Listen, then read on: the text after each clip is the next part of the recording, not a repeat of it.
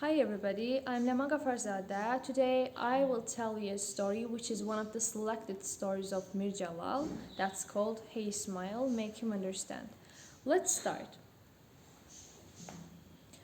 They say that a campaign against bribery is underway. That's quite true. But what I want to know is how you define bribery. Bribery is receiving a request from an official which isn't legal. I give him some money and he ignores the law and does what I want. That's bribery. Another example is one in which I might have a special relationship with a minister or a chef, such that whenever we are having a special dish with rice, pilaf, I can't eat without inviting him. I ask him to join us, then I prepare a feast. Some scholars believe that this is a different sort of impropriety. But in this case, no cash is involved. Instead, goods are exchanged as bribes. There are other situations which can't be considered either as bribe taking or as showing respect. I don't know what they should be called. When you ask, they say, "No, this is different." But what I'd like to know is just how it's different. About 15 years ago, I was a teacher in the town of Hachmas. I used to teach maths right in the middle of town in a middle school that faced the central square. Now there were certain women in that town, or I should say a certain lady with short hair, who used to wear riding boots. Whatever this lady wanted, no one ever refused. Her name was Rutubat Hanım. You would see her point finger toward a big piece of choice meat and say to the butcher, "Cousin, what is this chunk of meat?" "It's a prime piece of lamb," he would reply. "Put it on a scale." "Okay, as you wish." "Give me a hand." When the butcher wanted to weigh half of the piece, the lady would say, "There is no need to weigh, just wrap it up, I'll take it as it is." "Yes, Mom," the butcher would reply. Then he would take the meat, marbled with fat, wrap it nicely, and give it to her. Rutubat Hanım would take the packet and leave. I was shocked. Why didn't she pay? I think to myself, perhaps they know each other. Maybe she'll pay later. But I would see the same lady in a restaurant, and after eating and wiping her mouth, she'd leave the restaurant without paying. Or I would see her entering a grocery, and after filling her basket with sugar, tea, rice, butter, she would leave without paying, leaving the grocer bewildered.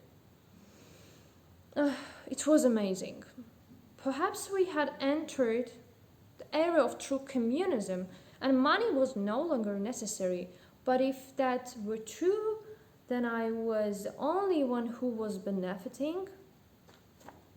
I should add that the lady with the short haircut, Rutubat Hanım, never went alone on these shopping excursions.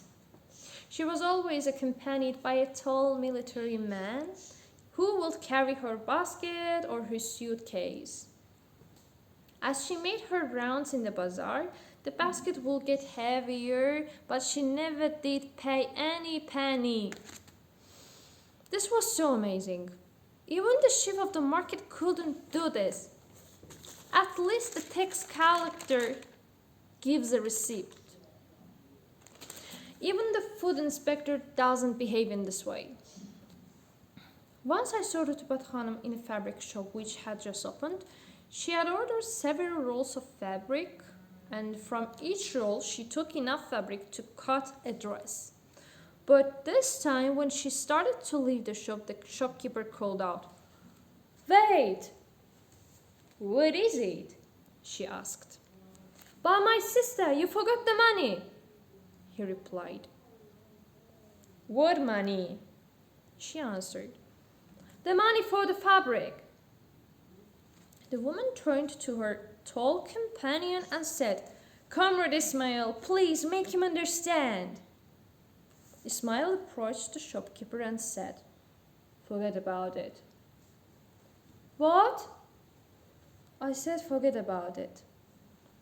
So, what am I to do? She's the sister of the man. Put it on a special account. On a special account?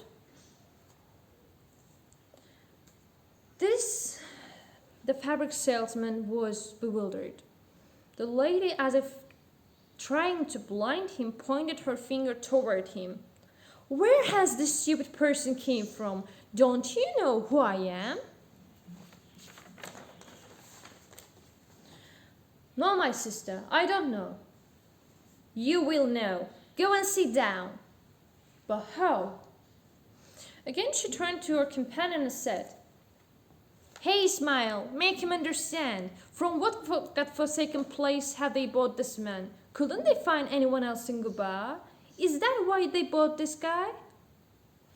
Ismayıl called the store manager, who turned to the fabric salesman and shouted, Forget about it. Put it on a special account.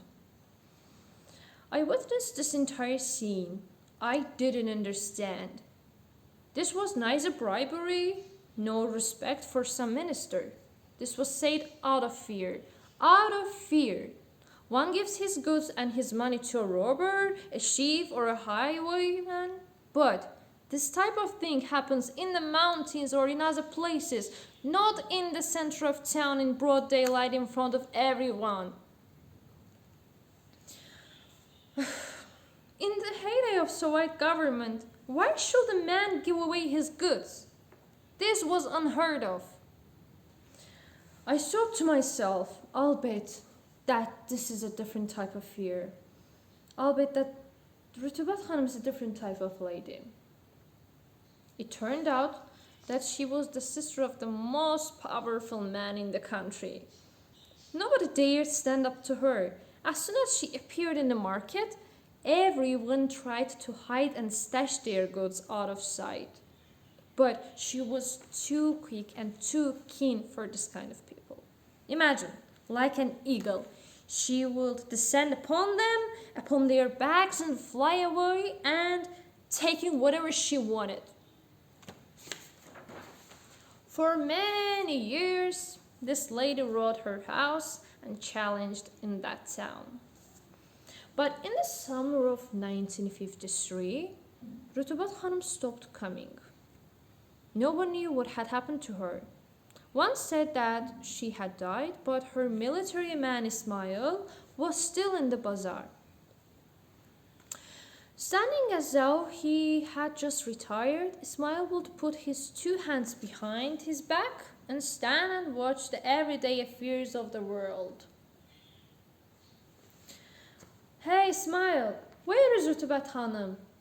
İsmayıl would shift his weight from one foot to the other, look around, but not say any single word.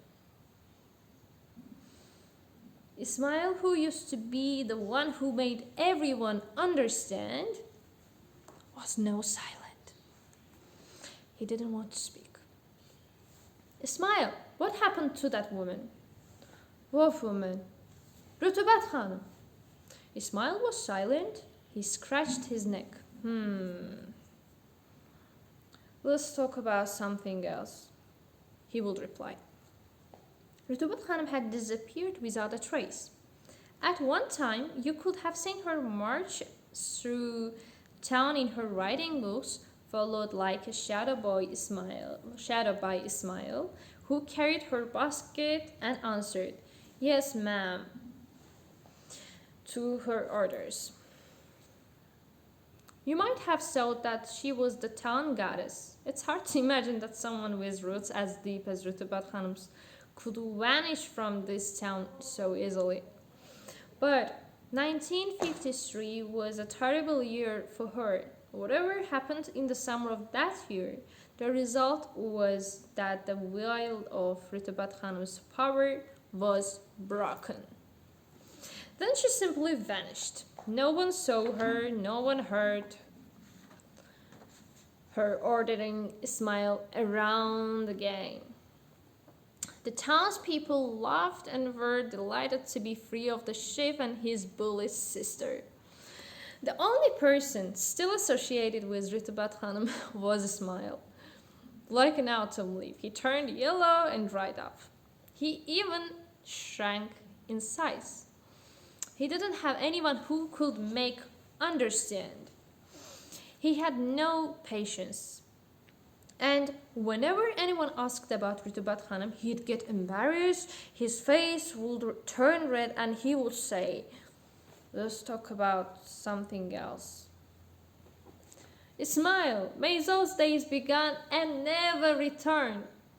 And he would just say, "Let's talk about something else." Thank you for listening.